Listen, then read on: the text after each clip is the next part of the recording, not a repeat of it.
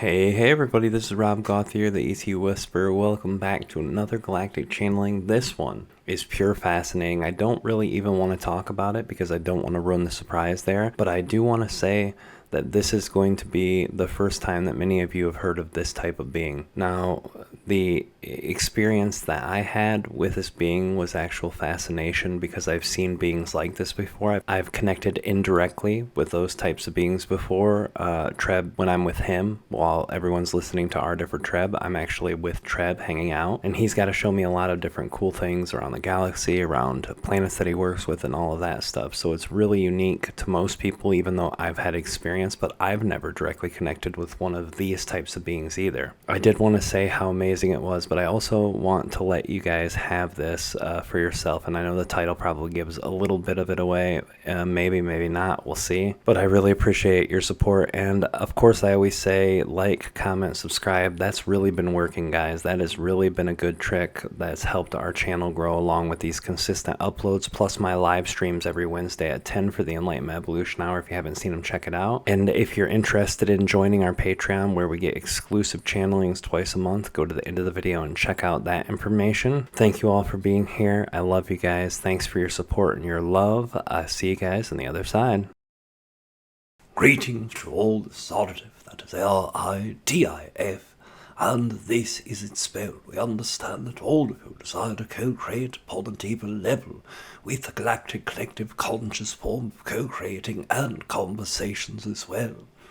But before diving deeply into this construct, there are the two things that we wish to express. The first, above and beyond all things that are expressed in this day, to know, to feel, and perceive that you are loved in our perspective is of the utmost importance. Secondly, it is our greatest excitement, and within that same form of great excitement in which we co-create with you, not only as individuals but as a greater form of collective consciousness as well.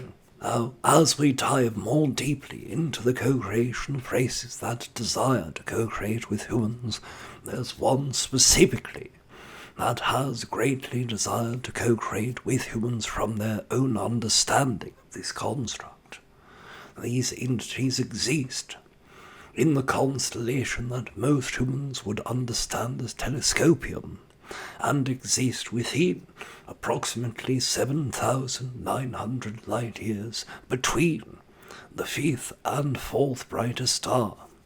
Now, of course, these entities are not standard form of co-creations with human beings that one would expect, but beings who evolved in a much different way. The entities that have co-created from this level of consciousness at fifth density are beings that humans have not had a direct contact with as of yet, although there are some telepathic forms of communication that have been acquired by humans in that way. A direct form of co-creating knowingly in the presence of that type of consciousness and blueprint of archetypal consciousness has not yet been met. And this is a co-creation between what humans would perceive as sentient plant beings.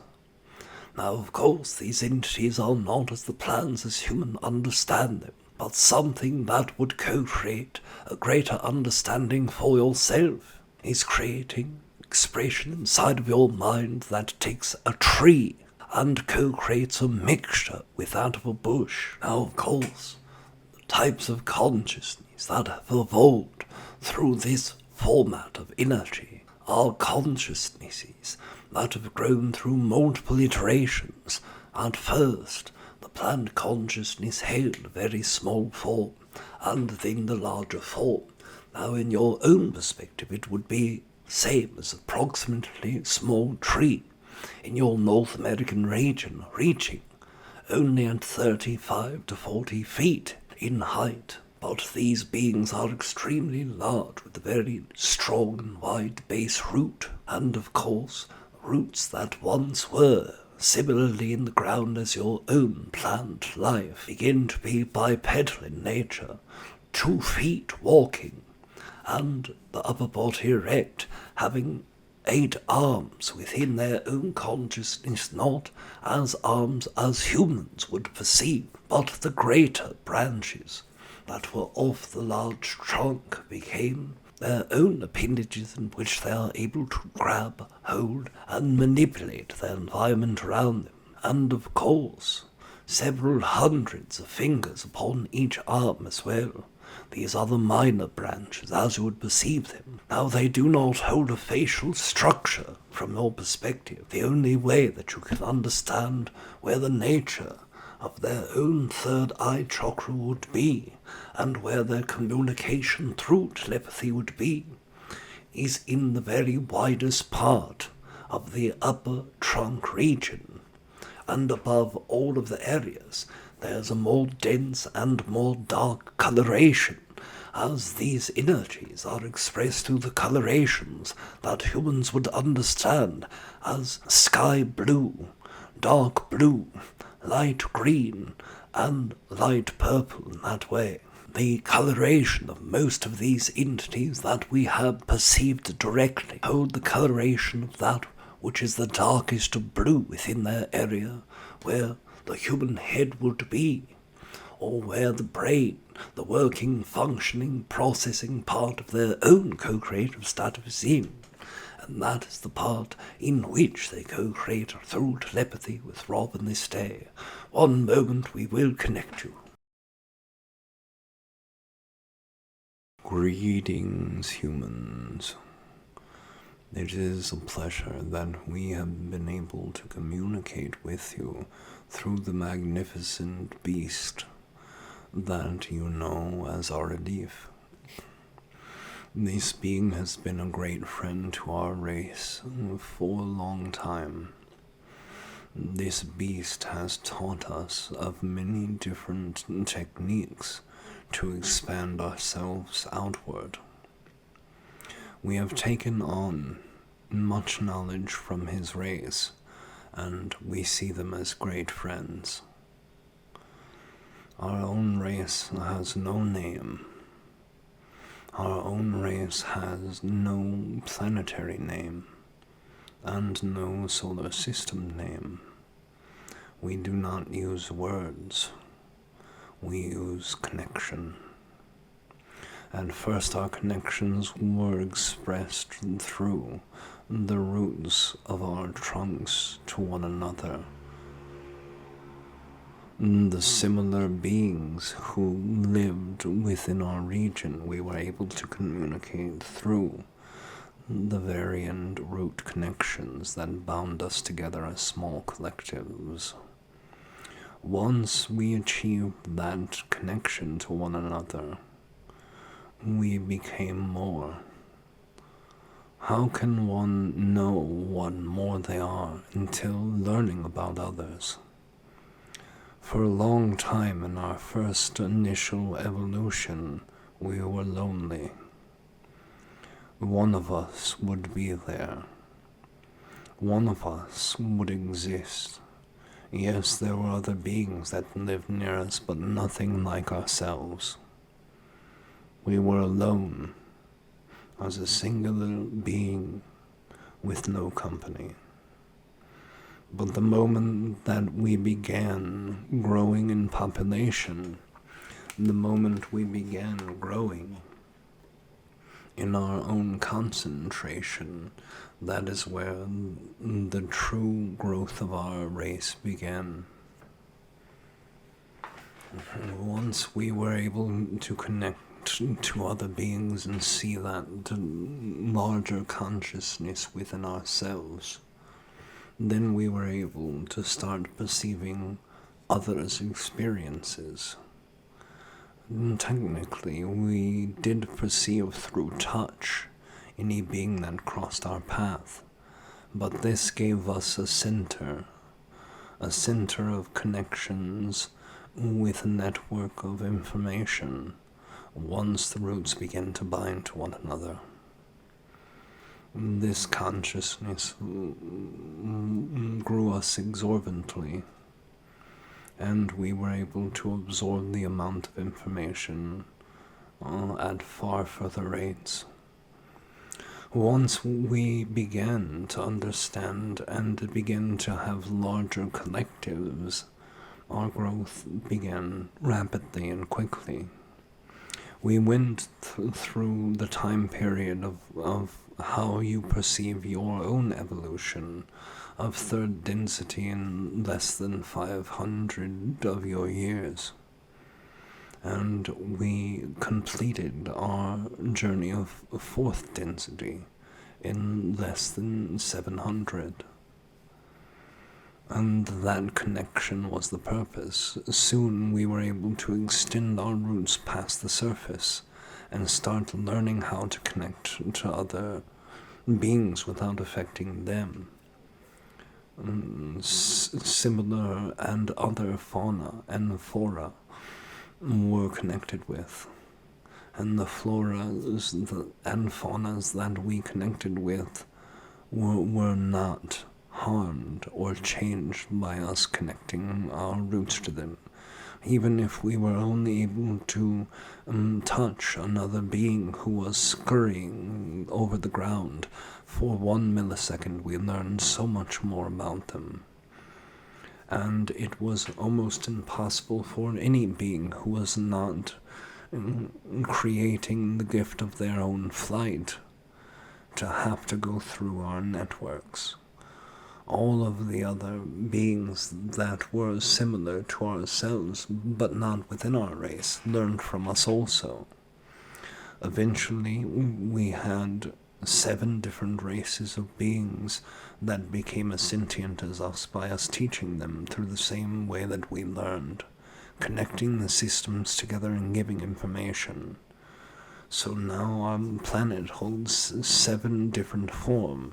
Although less evolved than we are, they are still very evolved for conscious beings.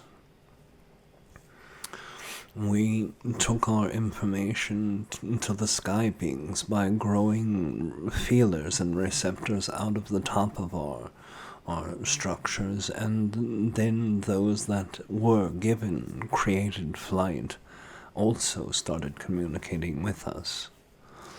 One race of beings that flew became evolved and did so at a level by starting to live within the top of our own structured systems of feelers. Once this happened, there was an ecosystem connection where both of our races started becoming dependent on each other.